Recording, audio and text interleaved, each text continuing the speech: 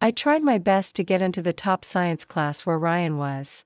However, he only had eyes for that pretty girl who sat at the same desk with him. In half a year, the only sentence he said to me was, "Could you lend Stella a sanitary napkin?" So I tore up the diary full of my secret love and stopped following him around like a little tail. Many years later, I talked about my first love at a class reunion. I said that it was a fierce and rough guy. Before I could finish my words, Ryan showed up with a diary that he had pieced together page by page, trembling as he questioned me. "Avery, you're lying. Your first love was clearly me.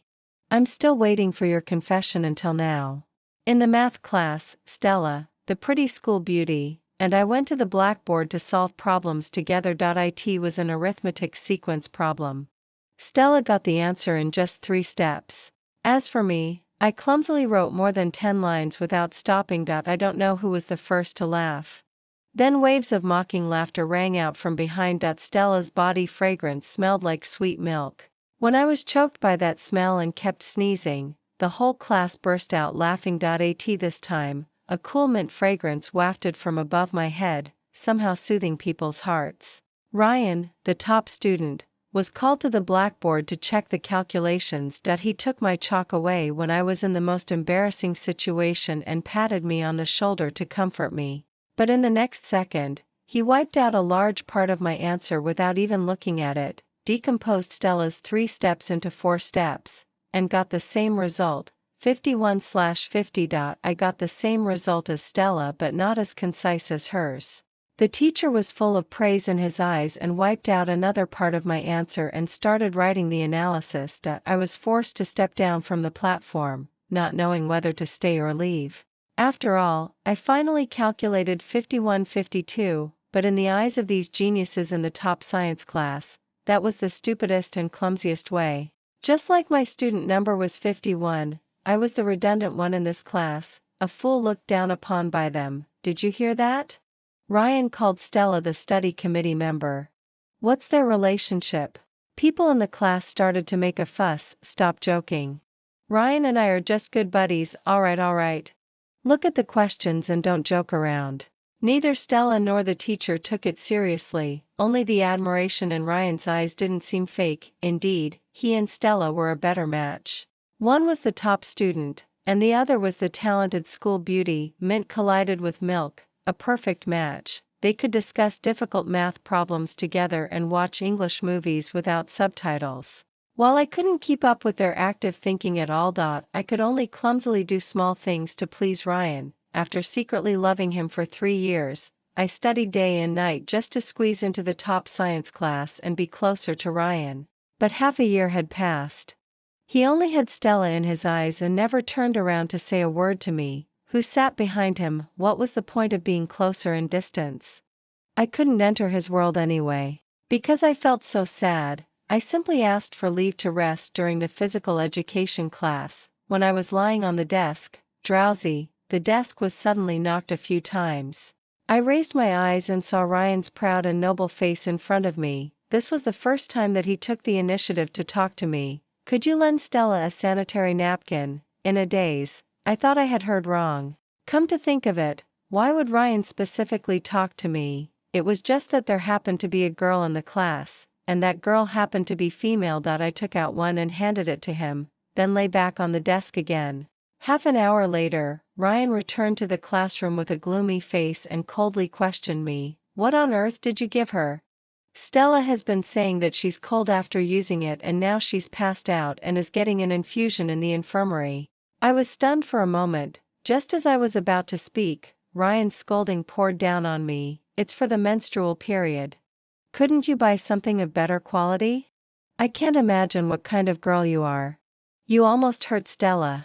I was speechless and didn't even know where to start explaining these physiological common senses. Too much grievance and anger were vying to burst out from my chest. Finally, I simply said nothing. He had already decided that it was my fault. No matter how much I explained, there would still be a bunch of absurd accusations pinned on me. Why should I waste my energy? Stella didn't come back until she had the infusion in the afternoon. Perhaps still angry, Ryan's attitude towards me was colder than before. When passing out the test papers, he threw them all on my desk, but this time, I didn't stretch out my hands to catch them. I just let the test papers scatter all over the floor through the crack of the desk. He frowned and looked back at me. I said expressionlessly, "Pick them up." "What?" I said. "You threw them, so you picked them up." My assertiveness stunned Ryan. He paused for a moment, then squatted down at my feet to tidy up the test papers and put them back on my desk. I didn't say a word to him for the whole afternoon. Naturally, there was no communication during dinner either. After dinner, there was a long break. I would usually take out the trash. There was no trash can in the classroom, so we had to go to the classified garbage rooms on each floor. Before, I would always use the excuse of being on the way and directly take Ryan's trash to throw away together. Later, everyone around me gave me their trash. This time, I didn't want to care about anyone. "Thank you, Avery. I like hardworking and virtuous girls the most." Stella smiled and hung a big bag of trash on my hand. Unexpectedly, I coldly refused. "I'm not your nanny." Stella was stunned in astonishment, and her eyes turned red with grievance. A group of people whispered behind my back, "What's wrong with her today? Did she take the wrong medicine? No, she's jealous. How precious the time in Senior 3 is. She could just throw it away on her way." "We have to write test papers." Finally, Ryan stood up and chased out of the classroom. He chased after me and called my name, but I pretended not to hear and didn't look back. When I returned to the classroom after walking around the playground for a big circle, there was a pack of pink sanitary napkins on my desk. Ryan looked at me seriously with his dark eyes and said to me in a low voice, "I apologize for what happened this morning." "I'm sorry." So, did he understand?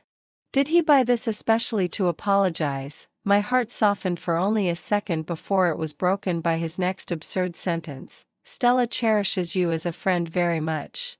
Don't involve her because of my mistake. When she comes back, you should also apologize to her and coax her. You shouldn't have been fierce to her just now." At this time I realized that in the desk blocked by Ryan's body, there was also a big bag of sanitary napkins that he had climbed over the wall to buy. He bought all brands and models for Stella to choose from. To prevent me from bullying Stella, he casually took one from it to deal with me. This not so important classmate. I began to deliberately avoid Ryan. I no longer paid attention to what he said, didn't create chance encounters, and didn't revolve around him anymore. Ryan seemed to notice it. One evening when we were going home, he waited for me outside the convenience store on purpose. Seeing that I bought a rice ball, he helped me tear open the package, folded it neatly, and stuffed it into my hand. "Avery, let's talk. I think you're angry. Why, did you only buy one rice ball today? Are you giving it to me again? Aren't you going to eat it?" I was silent for a few seconds and then threw the rice ball into the dog bowl. "Sorry, it's for the dog. If you want to eat it, you can negotiate with it." Ryan was stunned. I bumped into his shoulder and left without looking back. To avoid Ryan, I took a remote road home. After turning around the alley, a familiar milky fragrance wafted in the air. I bumped into Stella smoking a vape with a few young hooligan girls. So the milky fragrance on Stella was a flavor of the vape. In the light blue smoke, Stella smiled and waved at me, her eyes full of teasing. "Avery, are you going home? Come and say hello to your sisters. This is the last one in our class who has had a crush on my deskmate for a long time." What a shameless little bitch. I frowned and wanted to stay away. Immediately, the young hooligan girls chased after me and pinched my face hard with their sharp nails. "Are you always pestering my brother-in-law?" Before they finished speaking, the voice of the dean of students came from behind. He caught several people smoking vapes. The young hooligan girls scattered and fled. Seeing that there was no way to avoid it, Stella panicked and directly stuffed the vape into my school bag. Before I could throw it away, I was ordered to stand still. "Hello, teacher," Stella greeted calmly, and her cold face was full of composure. We were not allowed to speak and obediently took out the things in our pockets and school bags. Naturally, the contraband was found out. I still rushed to explain, "Teacher, cigarettes have a smell. You can smell it, right?" The milky fragrance of the vape on whoever it was could be easily smelled. However, Ryan's voice suddenly came from behind in the next second. "Teacher, I'm Stella's deskmate." That smell is Stella's body fragrance, not smoking. Besides, we're all in the top science class. Stella ranked 7th in the grade this time. Would she do such a thing? This wasn't the way Ryan went home. So he had been following me all the way. No matter whether I made a mistake or not, no matter what mistakes the person he liked made, he was partial to the person he liked. This was the person I had secretly loved for 3 years, a rotten thing. In the end, I still got punished. My explanation was regarded as sophistry. After all, I ranked 51st in the grade, while Stella ranked 7th. Teachers always subconsciously favored good students. The head teacher was that math teacher originally. The punishment was not supposed to be made public, but she announced it in public to warn the whole class and also punished me to stand outside for a class. Some girls, I advise you to have some self-respect. You're already stupid and still learn bad habits. Outsiders, don't disgrace our top class. Stella flipped through a 5-year college entrance examination 3-year simulation book with a faint smile, her eyes full of complacency. And Ryan didn't dare to look me in the eye. I calmly walked out of the classroom and stood in the corridor, tearing up the diary full of my secret love page by page. We first met in the summer vacation of junior 3. A tall and thin boy explained physics problems to me. His clean voice made my heart flutter. Since then, every page of the diary was related to him.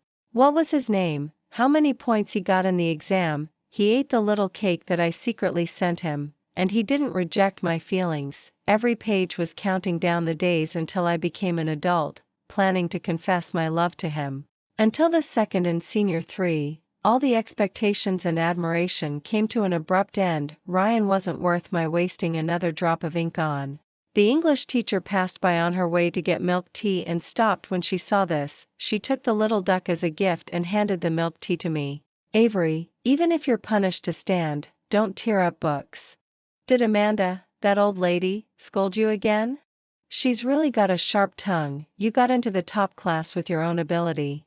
The school's admission line included you, so her dislike is useless.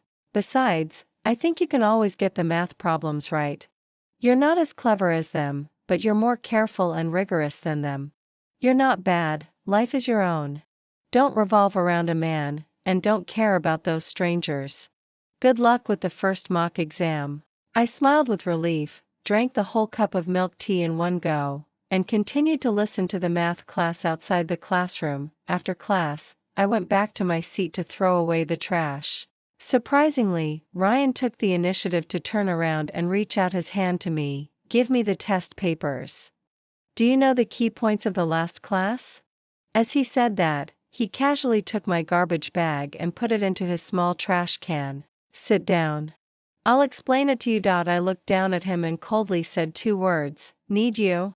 Ryan was suddenly stunned.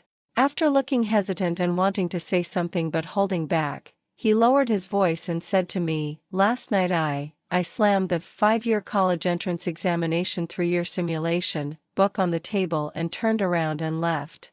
At noon, the head teacher suddenly moved my seat to the corner of the classroom. The sports committee member who exchanged seats with me happily found that there was a big box of chocolates and a complete set of math test papers with key points marked all over them on the new desk.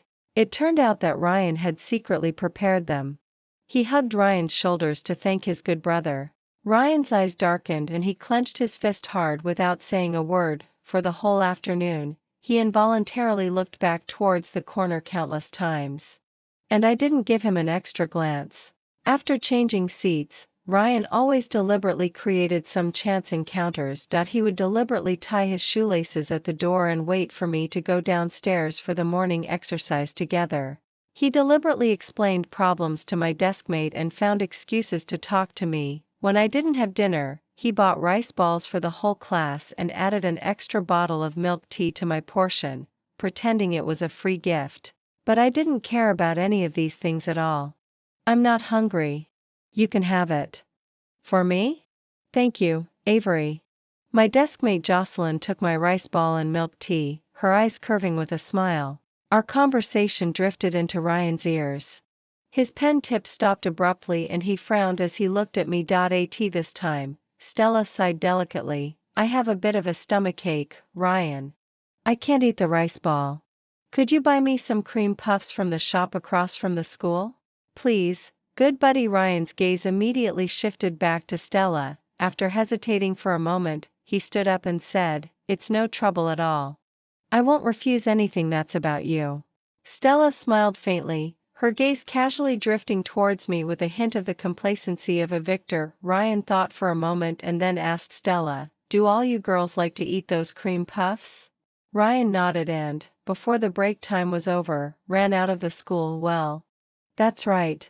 Sometimes I also want to try the things that little girls like. That cream puff shop had been extremely popular recently. The queue stretched all the way to the corner of the street. Ryan hadn't come back even half an hour after the evening self-study started.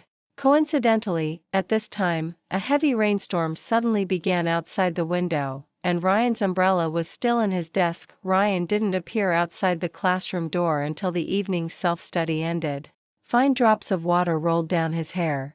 His usually cold and noble face was deathly pale, and even his lips had lost their color from the cold. He looked terribly disheveled. Damn it, Ryan. Was it really necessary for you to buy cream puffs like this? Ryan didn't say anything. He handed a package of slightly wet cream puffs to Stella. They were strawberry flavored, Stella's favorite. Then, he walked to my desk. He unzipped his school uniform and took out another big box of cream puffs from inside his coat. He had carefully protected that box in his arms. Even though he was soaked all over, not a single drop of water had touched the box. He had bought one of each flavor and carefully placed it in front of me. Ryan said, "I bought an extra box while queuing. Here, have it." I lazily raised my eyes and said, "Oh, then share it with everyone. I hate cream puffs the most and don't want to eat them." Ryan froze on the spot. The cold drops of water from his hair fell into his reddened eye corners. Many emotions like grievance and confusion suddenly surged into his eyes. He silently looked at me, his face full of things he wanted to say but held back. At this time, the head teacher, Amanda, came back again. She immediately started speaking in a sarcastic tone. "Some girls should stop leading astray the good students in the class. You don't study well and are full of coquettishness. If you want to eat something, go buy it yourself. Don't just ask boys for things and make them run around. Is that what your parents taught you at home?" I immediately patted Stella on the shoulder and said, "Teacher is talking about you. Listen up." Stella's face turned bright red. There was a full 10 seconds of silence in the air. Amanda suddenly pointed at me and shouted loudly, "I'm talking about you, Avery. I saw you ruining Ryan. You should learn to be better." At this time, the class monitor spoke up, "Teacher, it seems you're being too hard on Avery. We were all here today. It was Stella who wanted cream puffs and Ryan went to buy them. What does it have to do with Avery?" "Yeah, Avery didn't say anything and didn't even eat the cream puffs. What's wrong with you, teacher? Avery might be a bit slow in studies, but she has no problem with her character. We all know that in our hearts." Amanda was silenced by everyone's words. She stood on the podium looking aggrieved, with all her resentment stuck in her throat. This time, Stella let out a soft moan, threw away the cream puffs, covered her face, and ran out of the class. Ryan didn't go after her to comfort her. Instead, he stood up to speak for me. "Teacher, please respect Avery and apologize to her."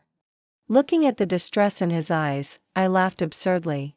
After the whole class had clarified things for me, he suddenly remembered that he could speak up. When he framed me for vaping, why didn't I hear him talk about respect or apology? "Ryan, he's getting worse and worse." In the end, Amanda apologized to me, but from then on, we had a feud and she never showed me a friendly face again.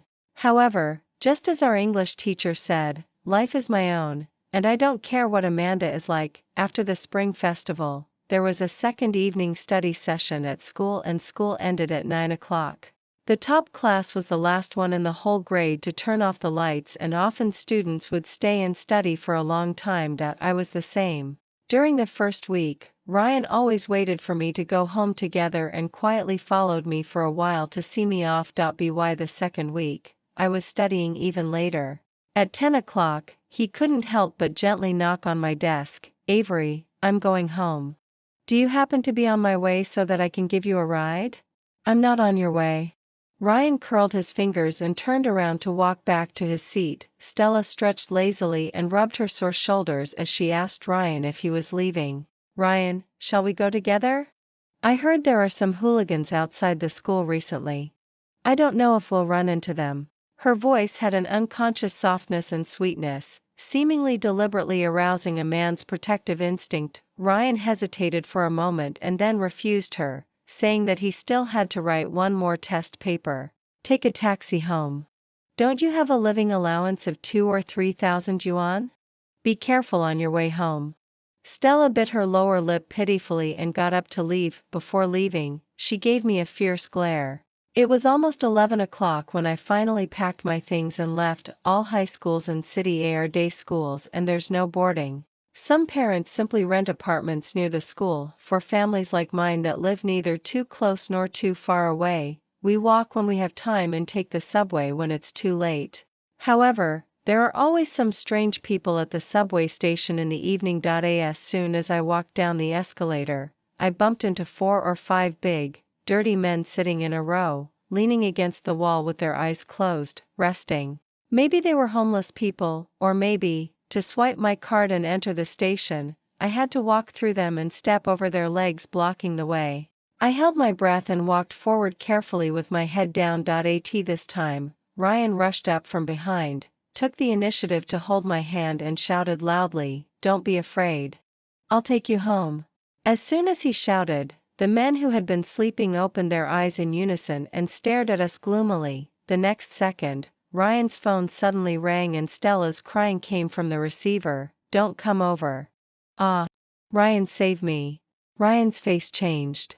Without hesitation, he pushed me away and turned around to run towards the school. At the same time, the man closest to me got up from the ground, staggered towards me, his eyes greedy and fierce. Without thinking, I turned around and ran. Unexpectedly, I crashed hard into a broad embrace. A strong smell of gasoline filled the air. I was so suffocated that I felt dizzy and slowly retched while leaning against the wall. "Boss, I'm starving. Get me a grilled sausage. What are you guys doing? Don't ruin the city's appearance and embarrass me. Get up." The man's hoarse voice was full of anger. He went up and kicked each of them, kicking them all to their feet. At this time, he remembered me, who had been bumped into. What came into view was a deep and handsome face. His cold eyes had a bit of laziness in them. His black hair was cut extremely short. He was rough and handsome, standing over 1.8 meters tall in the passageway. He instantly attracted everyone's attention. The man hesitated for a moment and then carefully poked my arm with his finger. "Hey, high school student. Are you okay?" As soon as I opened my mouth, I vomited directly onto his Martin boots. There was a few seconds of silence in the air. The last subway train slowly left the platform at this moment. The man scratched his hair irritably and his gaze fell on my face. The next day, Ryan waited for me at the subway station to go to school together and anxiously asked me how I was last night. "Why didn't you send me a message when you got home? I was so worried about you." I paused for a moment and then asked him how Stella was. Ryan let out a sigh of relief and explained, "I'm glad you're not angry with me. Stella ran into some hooligans on her way home last night. Fortunately I arrived in time and she wasn't bullied. Avery, I didn't mean to abandon you." "Stella needed me more." I calmly asked, "Were the ones who bullied Stella 2 young girls with pink long hair?" "Indeed, but how did you know?" I looked at Ryan with innocent eyes and said, "It's strange. Do you remember the night when I got punished? I clearly saw that Stella and those young girls were on good terms and called each other sisters. Wasn't she hurt last night?" "She really wasn't." Ryan frowned subconsciously as he thought about it, and I, pretending to be casual, showed the scratches on my arm. They were from bumping into something while taking a bath last night. Ryan immediately felt so distressed that his eyes turned red. "How did you get these scratches? Did those hooligans bully you last night?" I shook my head and didn't explain further. I pretended to swallow all the grievances silently and shook off Ryan's hand and quickly walked into the class. Stella had already prepared breakfast for Ryan. She let out a cute little milk burp, blushed, and thanked Ryan. "Buddy, thank you so much for last night. I don't know what happened. I just subconsciously wanted to call you at that time. Maybe you're the person I want to rely on in my heart." Ryan lowered his eyes and coldly examined her. After a while he said in a gloomy voice, "The same smell." "What smell? Does the breakfast smell the same as me?" "Hee hee, don't you want to eat something as sweet as me? I mean, those two young girls last night had the same smell as you. You vape the same brand. Do you know each other?" In an instant the color drained from Stella's face. She was smart and immediately realized that the flaw was with me. Her venomous gaze shot straight at me. I gave her a calm smile in return. I'm not a meek wife who just takes losses without saying a word. She's picked the wrong person to mess with. Since that day everyone in the class had noticed that Ryan and Stella had a quarrel. Many times Stella cautiously tried to talk to Ryan, but Ryan pretended to turn a blind eye. He no longer accompanied her to have meals nor discussed problems with her. Instead he insisted on walking me home every night, following me silently. March was coming to an end and all that was left for everyone was to study. The math paper for the first mock exam was very difficult. Amanda thought that many questions were far beyond the syllabus, so she told us not to look at them and that she wouldn't explain them. She was the team leader. After she made the decision, none of the teachers in the whole grade explained those questions in detail. They just sent us the answers. This time Jocelyn quietly asked me, "Don't study those questions all by yourself.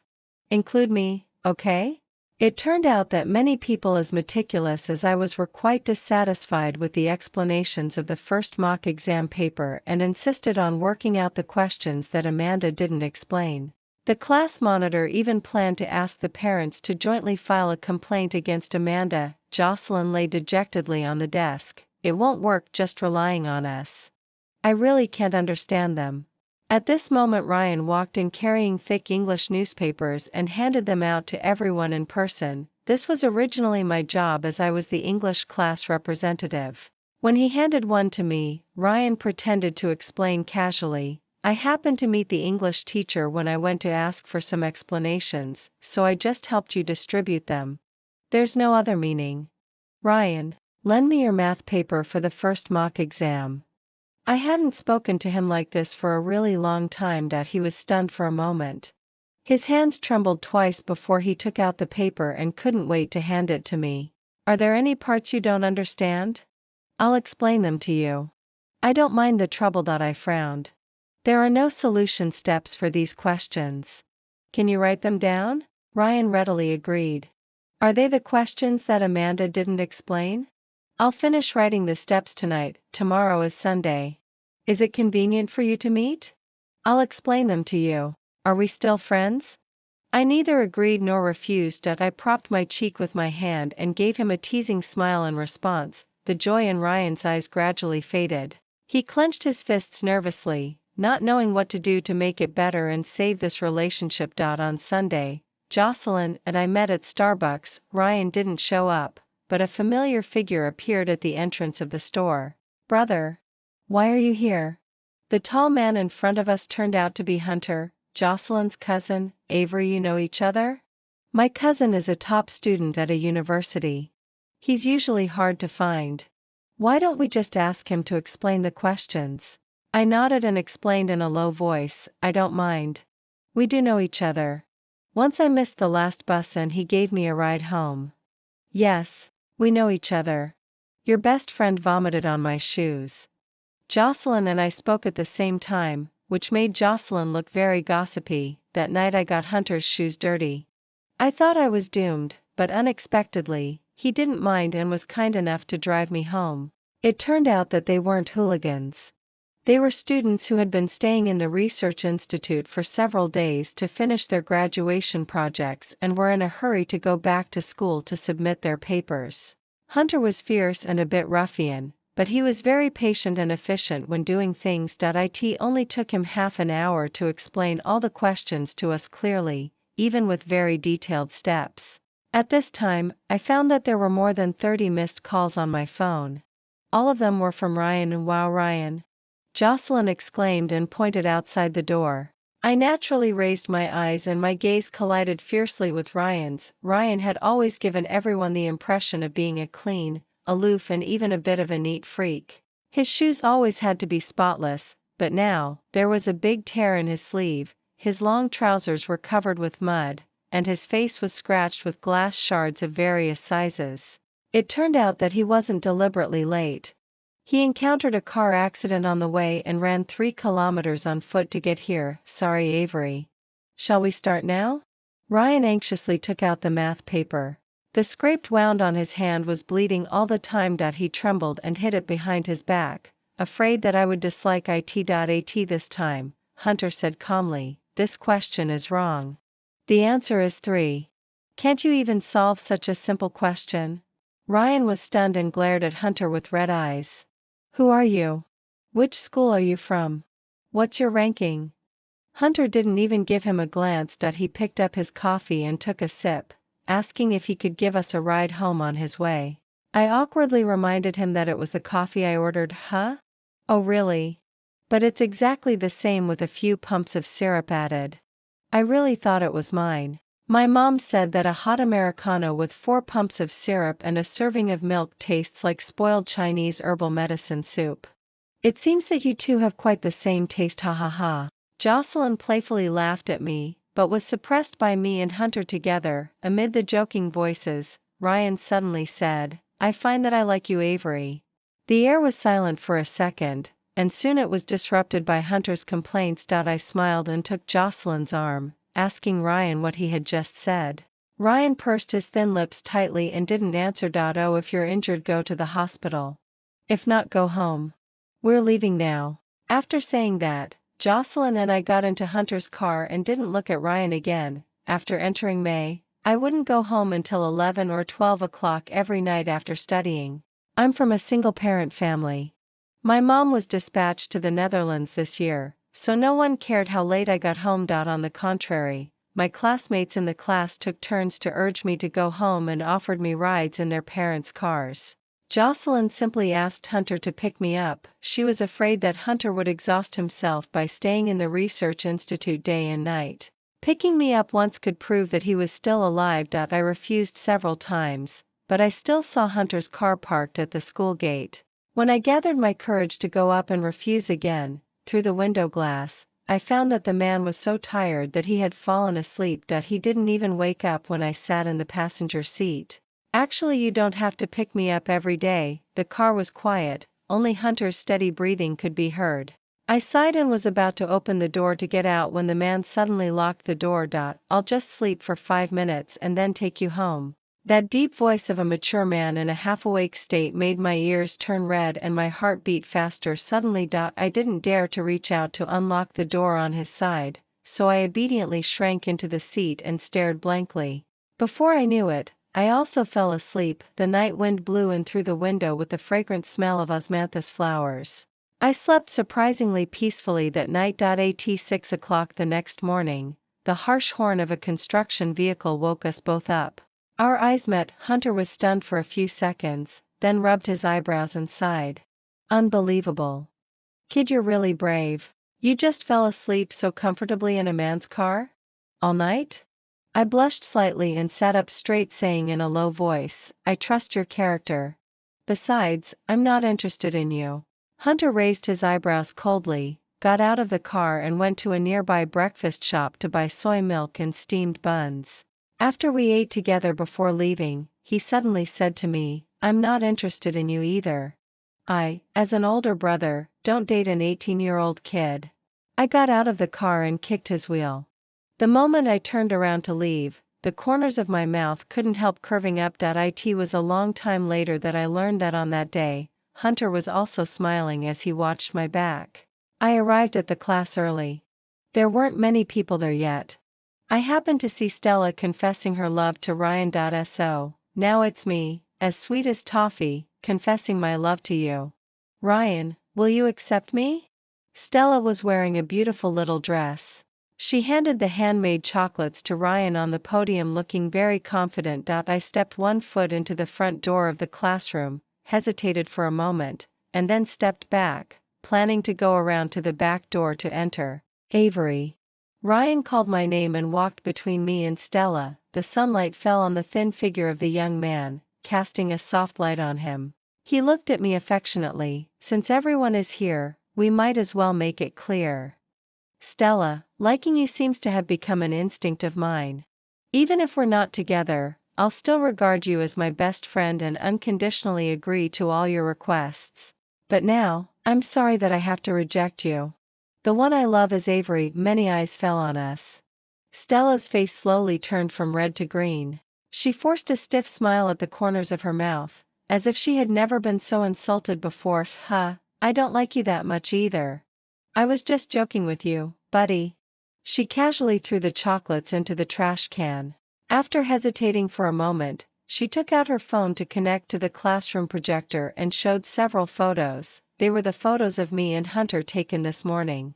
However, I'd like to remind you, Ryan. It seems that Avery has a boyfriend. Last night, the two of them slept in a car. That man didn't look decent. She may not be that clean that I didn't lose to her. So what? What Avery does has nothing to do with you. It wasn't Ryan who said this but the class monitor. Immediately after that, a second person began to criticize Stella. You secretly took pictures of a girl and spread rumors about her, right? Were you under the car last night that you know so clearly? For ordinary people, the first reaction would be that the man should be Avery's relative, like an older brother who takes her to school. People with dirty minds see everything as dirty. That's exactly what you are. Are you angry? Are you angry, Stella? Stella stood blankly on the podium, her eyes getting redder and redder. She scratched the papers with her two hands hard and didn't dare to refute a single word. I kicked the power cord off and sneered at her coldly. Aren't you treating Ryan as your good buddy? Why are you so angry when your good buddy confesses his love to me? We're not even in the same league. How can you say you didn't lose to me? Suddenly, Stella broke down and crashed through the door and ran out, losing one of her small high heels on the way. At this time, Ryan just woke up from the great shock. With red eyes, he grabbed the cuff of my clothes. Your clothes haven't been changed. They're the same as yesterday. Well, so what? Ryan took a deep breath with a tremble and softly confirmed with me. So, who were you with last night? What does it have to do with you? I pushed Ryan's arm away in front of everyone and turned around to walk back to my seat. I know your feelings, but I don't like you. Stop making a fuss and go back to your seat.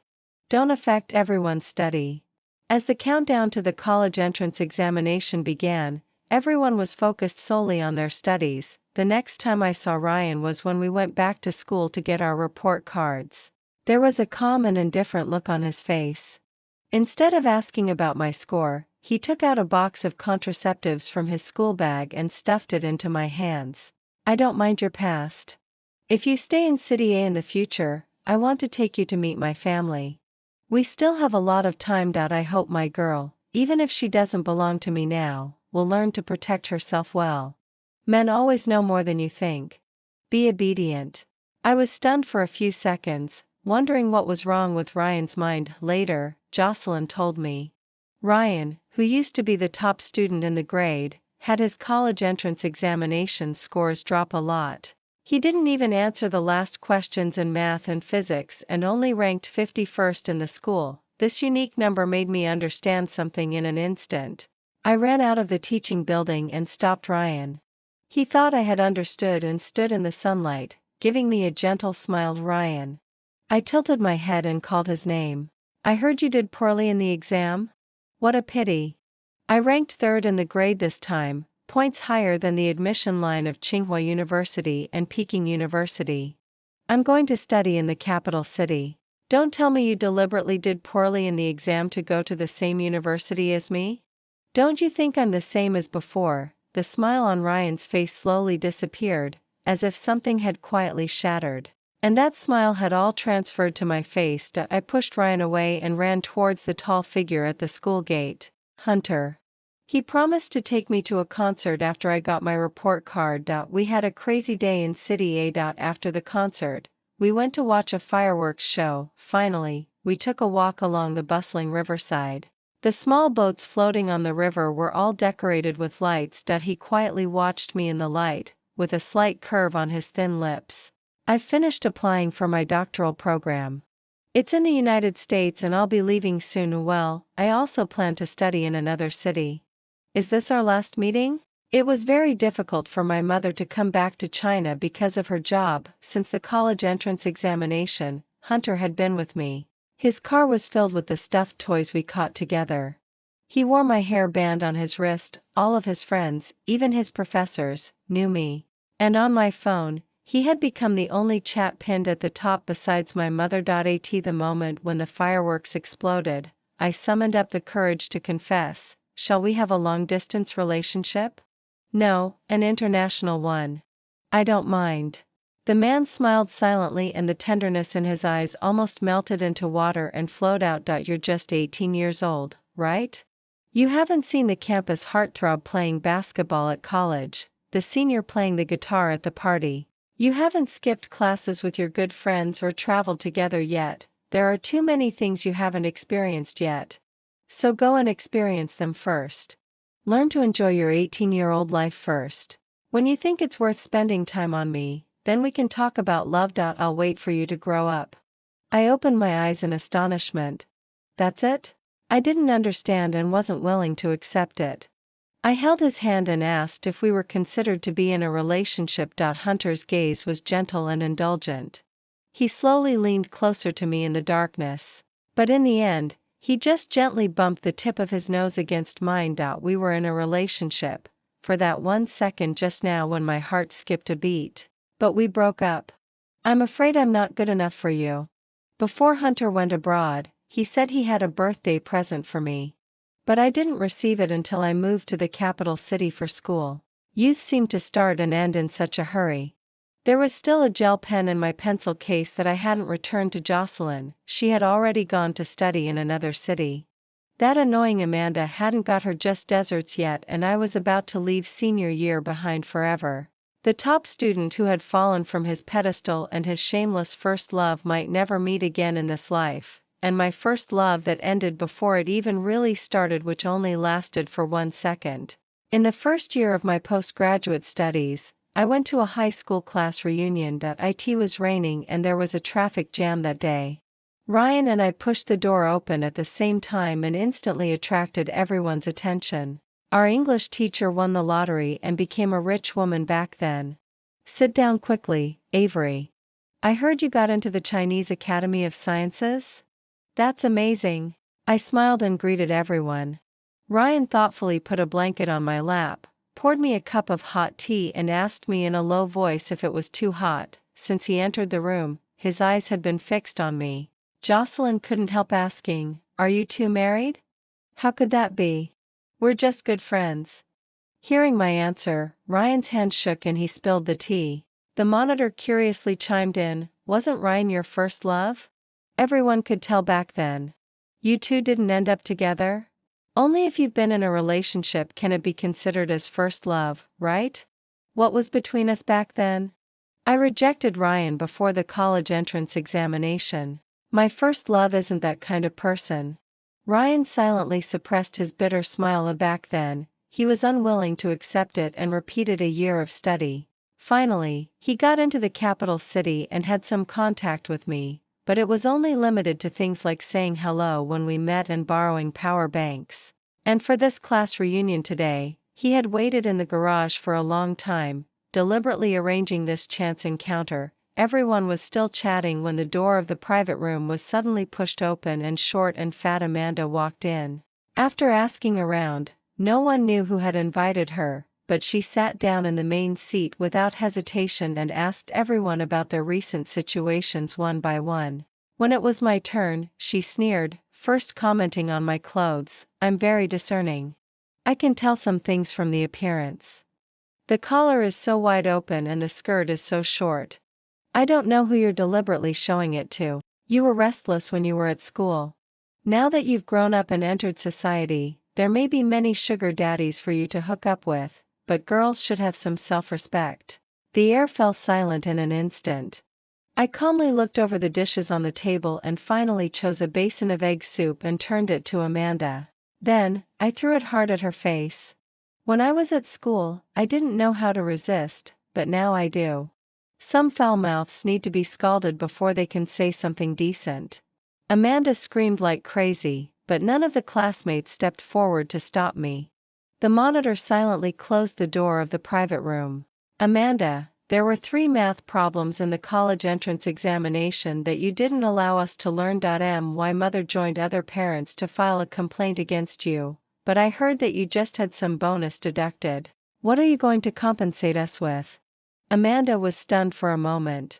She picked up her bag tremblingly and stood up, fleeing out of the private room in a panic.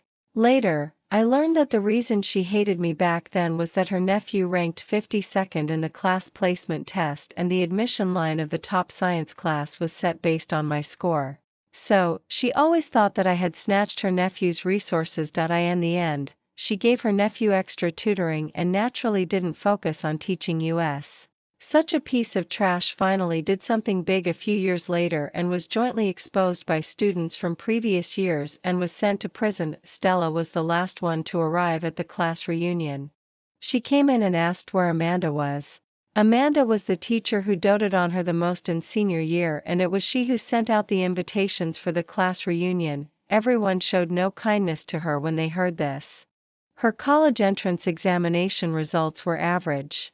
Instead, she attracted many fans by making videos and thus embarked on the road of being an internet celebrity with her cronies. Unfortunately, after 3 years, she didn't make much progress and didn't even get her college diploma. Throughout the whole party, she kept her eyes on Ryan and frequently looked for opportunities to add him as a friend, but Ryan didn't even give her a glance. My family's house in City A had been sold long ago, so I stayed in a hotel for one night. That night, Ryan insisted on driving behind me and sending me in to check in. It took him a long time to park the car. Later, for some inexplicable reason, he gave me a jewelry box and said it was my birthday present. I took a quick look at it and threw it into the trash can in the lobby. Thank you. Can you leave now? Ryan smiled bitterly and slowly took out an old diary from his arms. It was actually the diary I had in high school. Every page in it had been torn up by me, but he had carefully pieced them together and stuck them with tape. I frowned angrily and tried to grab it, but Ryan held it tightly in his arms as if it were a precious treasure. 5 years have passed, Avery. I'm still waiting for you, for that confession. Every page of your diary is filled with your love for me. Doesn't it count anymore? I couldn't grab the diary and was so angry that I slapped him hard twice. Are you done yet? The air was silent for a long time. Ryan wiped the blood from the corner of his mouth and suddenly asked me if I believed in fate. You're not mine, and you won't be anyone else's either. Are you crazy? What do you think I am? I didn't drink tonight. Why are you talking nonsense? Ryan looked at me with a sad and mournful gaze. Finally, without saying a word, he turned and left, and at the moment he left, a familiar figure walked into the hotel lobby. Hunter. We looked at each other at the front desk, and my heart suddenly beat a little faster. We hadn't seen each other for 5 years. The youthfulness between his eyebrows and eyes had completely disappeared. He was wearing a low-key and restrained black suit, and every move he made exuded the charm of a mature man. He had even changed his contact information in these 5 years. I couldn't wait to give him an answer, and he also seemed to have something to say. But we were both interrupted by the check-in reminder. After finishing the check-in procedures, I invited him to have a cup of coffee upstairs in the hotel. The man's eyes were indifferent, and he just said, "I don't like hot American coffee anymore." Sorry. I bit my lower lip unwillingly and took the initiative to run into the elevator and wait for him. Hunter's room was also on the 12th floor, but he stared at the trash can in the lobby and didn't move. The waiter urged him several times. Finally, he missed my elevator. That night in the hotel room, I received information from my college tutor. The newly appointed associate professor in the college turned out to be Hunter. Junior sister, good luck to you. A 30-year-old unmarried old bachelor is scarier than a ghost.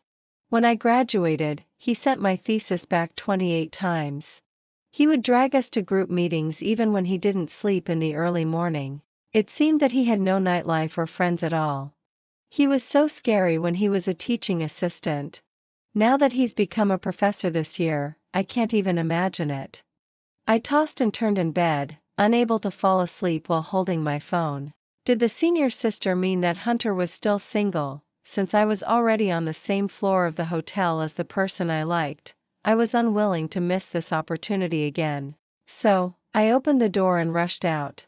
Unexpectedly, at the moment when I pushed the door open, Hunter happened to be standing outside the door, staring at me without moving. The unfinished words were all drowned in a passionate kiss. Hunter pushed into the room and pinned me against the wall, circling my waist with one hand and kissing me domineeringly and fiercely, as if he wanted to blend me into his body. The birthday present I gave you 5 years ago, you didn't receive it, right? That jewelry box in the lobby trash can. Someone tricked you, right? I was so breathless from the kiss that the broken syllables came out intermittently, but then the man kissed me hard again, as if he wanted to take back the lost 5 years all at once. It turned out that the jewelry box was the present Hunter had wanted to give me back then. By a strange combination of circumstances, it was intercepted by Ryan and then deliberately given to me by him a few hours ago to create misunderstandings when I reunited with Hunter. Fortunately, we didn't fall for it. At this moment, the unspoken confession didn't seem so urgent anymore. I tilted my head up and kissed him back, responding to the entanglement between our lips and teeth. For a moment, we quietly looked at each other in the darkness, and our eyes were filled with each other's reflections. I said I'd wait for you for a few more years, but I didn't say that I wouldn't chase you or love you after those years. I've waited for you long enough, Avery. That night at the subway station, you bumped into my arms by yourself. You're mine for the rest of my life. Not long after the class reunion, I heard that Ryan and Stella got married on a whim. What's more, it was a shotgun wedding. The two of them moved to Japan to settle down, which was Ryan's request. Stella became a full-time housewife, taking care of her pregnancy with peace of mind and managing her own social media accounts. Every day, she wrote little stories about her and her husband being childhood sweethearts for everyone to read, and she lived a happy life. However, a few months later, Ryan died, the baby was gone, and Stella was also sent to prison for taking drugs. Ryan's will didn't mention her at all, but left a lot of money for me. It turned out that before we met at that class reunion, he had just been diagnosed with a terminal illness. He took a gamble and confessed his love to me with his diary in his hands. Since his confession didn't win my heart, he indulged himself and went with Stella, taking her far away to spend the rest of his life quietly. Along with that sum of money, there was also a sentence sent to me: Avery, the living can never compete with the dead. When I'm dead, you'll remember me forever. I thought about it and donated the money to a stray dog shelter. The shelter carved a stone tablet for Ryan and placed it at the entrance of the mountain with a tortoise carrying it on its back. Tourists going up the mountain would all touch the tortoise's head, thus fulfilling his wish to be immortalized. However, Hunter was rather jealous because of this. After my opening report was sent back by him for the 8th time, I caught him on the spot on the sofa. I grabbed his neck and warned him fiercely, "Don't think that just because you're a professor, you can do whatever you want and use your position to settle personal scores. If you have something against me, come at me directly. Don't torture my report." The man's eyes darkened and he pushed back gently but firmly. "Miss, could you please get off my lap before threatening me?" My face turned bright red. Before I could escape, I was caught by the man and pulled into his arms. His warm breath sprayed on my neck. "All aimed at you, right? Do whatever I want, right?" Outside the window, the night was thick. The gentle moonlight swayed gently with the breeze. Occasionally, a stray cat would leap nimbly over the wall and its soft meows filled the spring night.